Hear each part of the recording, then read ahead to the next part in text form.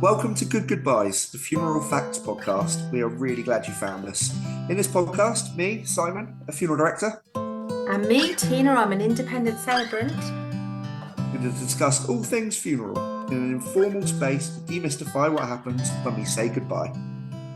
Based on your questions and queries, Si and myself are two industry professionals that are going to chat through the hows, whats and wherefores. We actively work in the funeral industry in Devon in the UK. So, we hope you enjoy the episode ahead. Welcome to Good Goodbyes. Hello, welcome to Good Goodbyes with Tina. And Simon, welcome everybody. I was going to say good morning then, but it's not even morning here. Welcome today. We're going to touch He doesn't know what time of day it is, do you, today? Honestly, I've been up since 4 o'clock this morning, so my brain's a little bit frazzled with regards to time. I know it's nearly time to eat. That's about all I do know today. Oh, right. Well, that's okay. As long as you do have some nutrition today. After this episode, you'll have to go and get yourself a bit of lunch or something. Absolutely. So today we thought we'd talk about music because it comes up a lot as one of the first questions I think lots of families ask about music. So, well, how do you guide people when they ask about the music side? What do you say? What do you love? What stirs emotion in you? What makes you think of the person? Is there a song that absolutely epitomizes your loved one?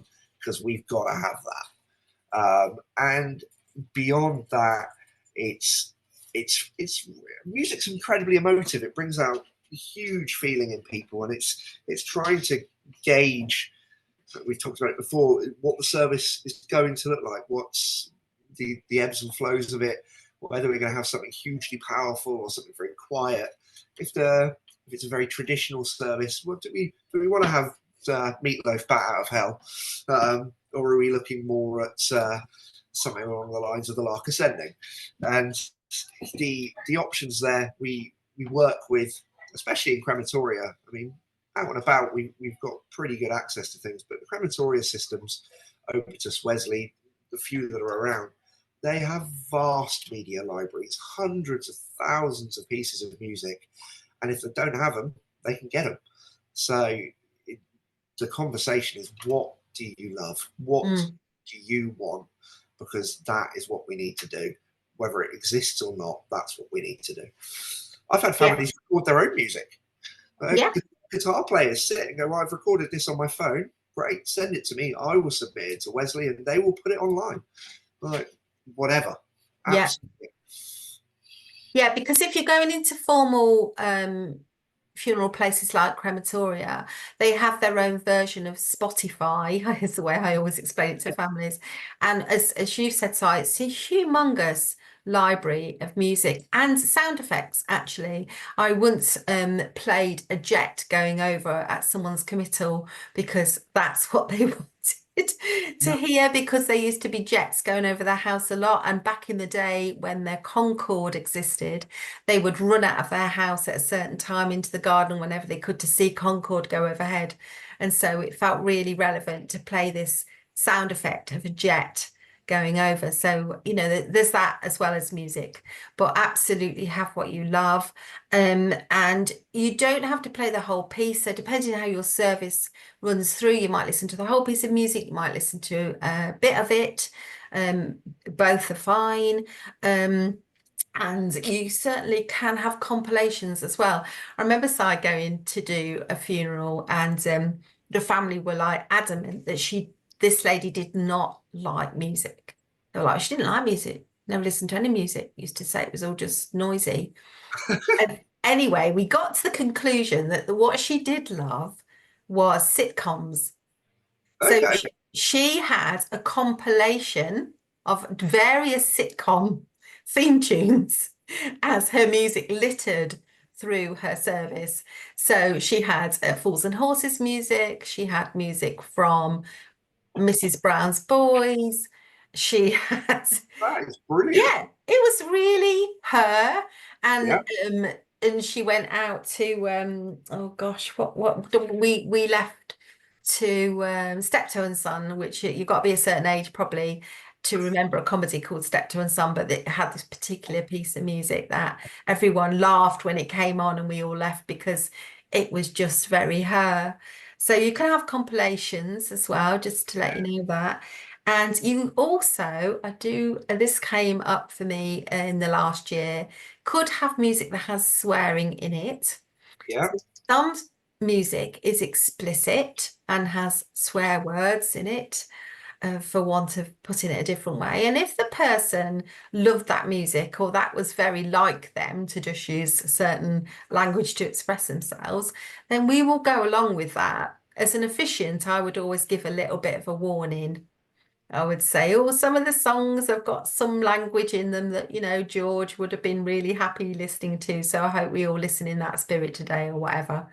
So that can happen from time to time, that people wonder if they can use certain music or a song because of the lyrics and the nature of the lyrics.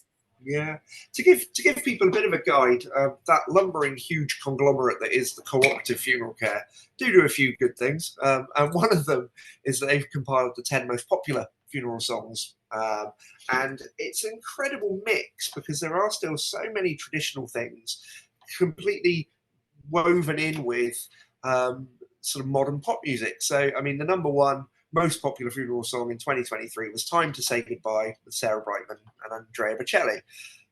My Way by Frank Sinatra in at number 2. But then you've got Supermarket Flowers by Ed Sheeran. I mean, it's a beautiful piece of music. If you haven't listened to it, go and have a listen to it. But then even now, we've then got Bette Midler, Vera Lynn, Eva Cassidy, Jerry and the Pacemakers. All Things Bright and Beautiful comes in at 8, Abide With Me at number 9, and then Dancing in the Sky by Danny and Lizzie at number 10. So you've got this incredible mix within that top 10 of traditional, modern, and even hymns in there still even now. So the opportunities, the possibilities are endless. And yeah, I think, like Tina said, you know what, if that piece of music happens to have some swearing in it because, you know what, he loved rap music or some heavy rock music from the 70s, whatever it is, where they were absolutely free with their words, play it. I'm all for it. Yeah. I mean, because you want the funeral to be representative of the person, and we keep coming back to this, but it's absolutely fine, therefore, to choose anything that you think is like that. The other thing, just touching on what Simon said about hymns, is if you're going to choose a hymn and you want people to sing, then please choose a track, or we will help choose a track that has some choral voices in it, because people aren't quick to raise their voice and sing. I cannot sing very beautifully. I have some other talents, but you don't just want me singing on my own. So I always say, let's have some voices in the background to guide people to lift their voices and sing in the same way. So that can be helpful. Yeah, I'm afraid for those of you that do know me and have worked with me and may end up having me as a funeral director, I absolutely sing. I will be the voice at the back, making everyone look like they should be singing. So I'm full voice, I'm afraid. I vow to thee, my country. I will do it all. See, there you go. He's not bad, you see. I'll give it a go, but I don't know if I'm even as good as that. So that's one thing. And the other thing is you can sing other things other than hymns. Yeah. So you might want to sing and raise your voices as a group of people celebrating this person's life, and you can sing other songs as well. Yeah, if you want to, and those lyrics can be printed out and be part of your and we can do all of that.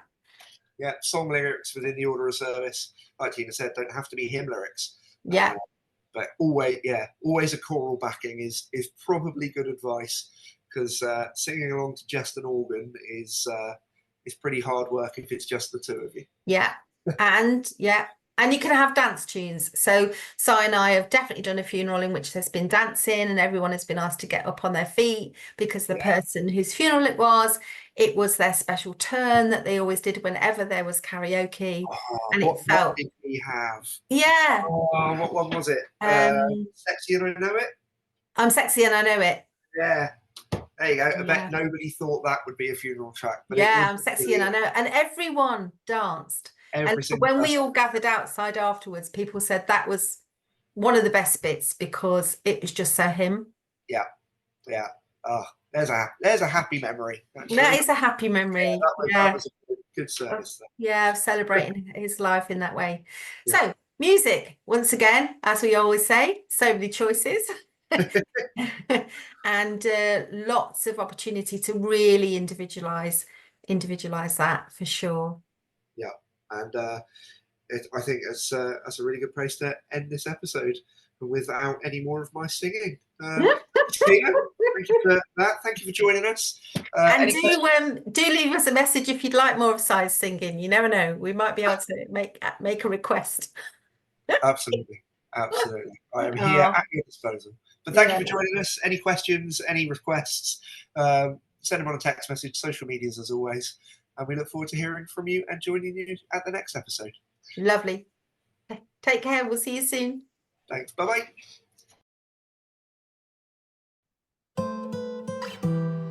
You've been listening to Good Goobyes, the Funeral Facts podcast. Please do like, subscribe, comment and share. Drop any questions on our social media, on Instagram, or in the text option in the show notes. Si and I are qualified professionals, but we always advise our clients to seek any additional support from medical practitioners if they need to. And we hope you enjoyed this episode. Stay well and be kind to one another.